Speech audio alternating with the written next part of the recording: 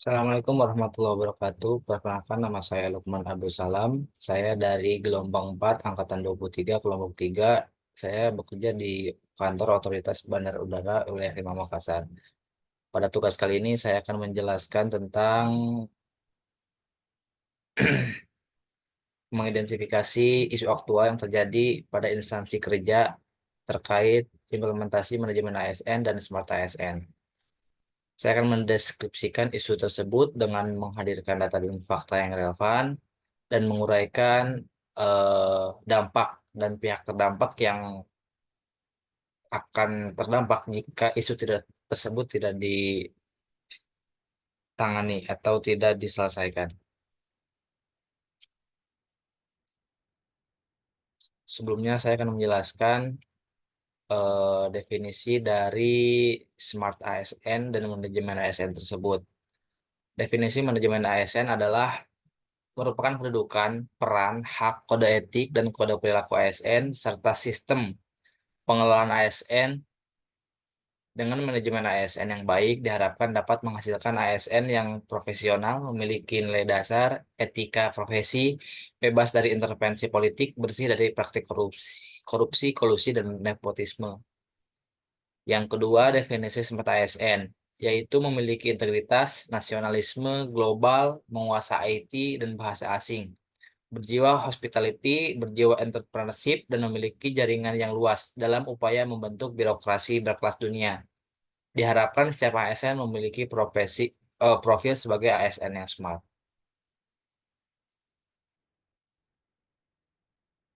Yang selanjutnya, ruang lingkup. Ruang lingkup pada analisis isu manajemen ASN ini, saya ngambilnya di kantor saya, yaitu di lingkungan kerja kantor Otoritas Bandar Udara Wilayah 5 Makassar.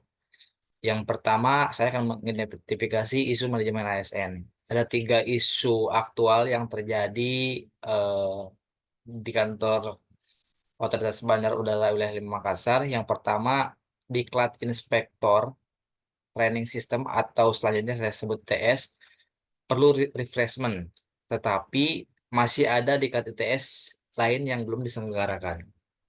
Yang kedua, belum terpenuhinya jumlah tools per item untuk melaksanakan pengawasan oleh Inspektur Bandar Udara. Dan yang ketiga, Inspektur Bandar Udara melaksanakan pengawasan kepada semua aspek bandara, padahal latar belakang pendidikan formalnya itu berbeda. Data dan fakta dari masing-masing isu tersebut. Yang pertama, diklat ITS, inspektur perlu refreshment, tetapi masih ada ITS yang belum diselenggarakan. Jadi keadaan saat ini beberapa sertifikat inspektur yang dimiliki oleh para koreksi, beberapa sertifikat ITS yang dimiliki oleh para inspektur itu sudah expire sehingga perlu refreshment agar aktif kembali. Tetapi sangat sulit untuk melaksanakan refreshment karena masih ada ITS lain yang belum terselenggarakan. Data dan faktanya, inspektur memiliki sertifikat ITS namun sudah kadaluarsa sehingga tidak diakui legalitasnya. Yang kedua, masih terdapat beberapa ITS yang lain yang belum dilaksanakan sehingga sulit untuk mengajukan ITS refreshment. Dan yang ketiga adalah ITS tidak setiap tahun bisa diselenggarakan oleh kantor Otban. Harus berdasarkan persetujuan dari Direktorat Teknik terkait, dalam hal ini adalah DBU. Dampak dari isu tersebut adalah para inspektur memiliki ITS hanya sudah kadaluarsa dan sudah tidak diakui legalitasnya. Karena oleh karena itu eh, para inspektur memiliki kekurangan sertifikat ITS dan harus segera melaksanakan ITS. Isu yang kedua yaitu belum terpenuhinya jumlah tools per item untuk melaksanakan pengawasan oleh inspektur. Nah, pada data dan faktanya, jumlah tools untuk melaksanakan pengawasan itu masih terbatas. Yang kedua, jika dalam satu waktu ada beberapa tim yang melaksanakan pengawasan, maka ada salah satu tim yang tidak lengkap toolsnya. Dampaknya, terhambatnya sistem atau terhambatnya proses pengawasan yang dilakukan oleh Inspektur Bandar Udara. Jadi seperti contoh di sini itu ada eh, suhu atau termometer suhu itu untuk mengecek keadaan suhu bandara pada saat pengawasan. Itu jumlahnya kurang, hanya ada dua. Sedangkan tidak jarang beberapa event pengawasan itu dilaksanakan oleh beberapa tim, lebih dari dua tim. Sehingga yang tim satunya lagi kekurangan secara tools. Dan yang ketiga, analisis isu manajemen ASN itu adalah inspektur bandar udara melaksanakan pengawasan kepada semua aspek bandara, namun latar belakang pendidikan formalnya berbeda. Data dan faktanya, inspektur bandar udara melakukan pengawasan lebih dari keahliannya. Kenapa bisa dikatakan lebih dari keahliannya? Jadi ada tiga jenis, sebenarnya dulu tuh ada tiga jenis spesialis inspektur bandar udara. Yang pertama itu fasilitas, yang kedua prasarana, dan yang ketiga pengoperasian.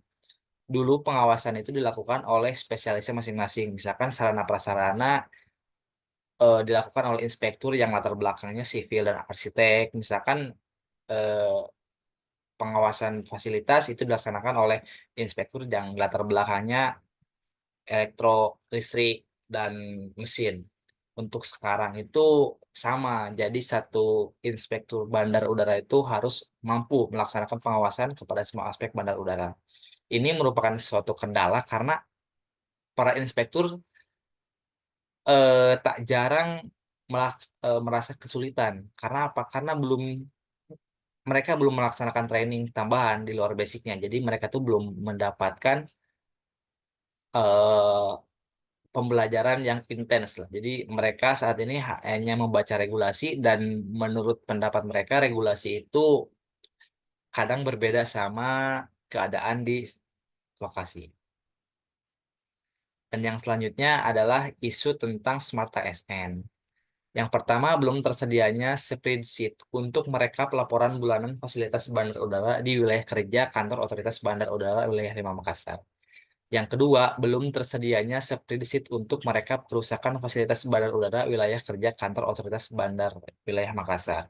Dan yang ketiga, belum tersedianya penyimpanan awan atau cloud data umum bandara berdasarkan sertifikat bandar udara terbaru.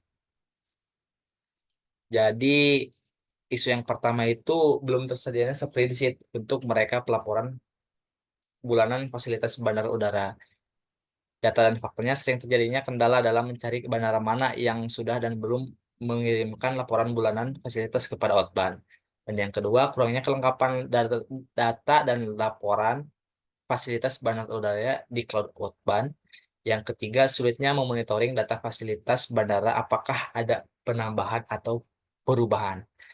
Jadi sebenarnya laporan bulanan yang dilakukan oleh bandara itu bersifat wajib, hanya saja sekarang untuk laporannya itu tidak terorganisir.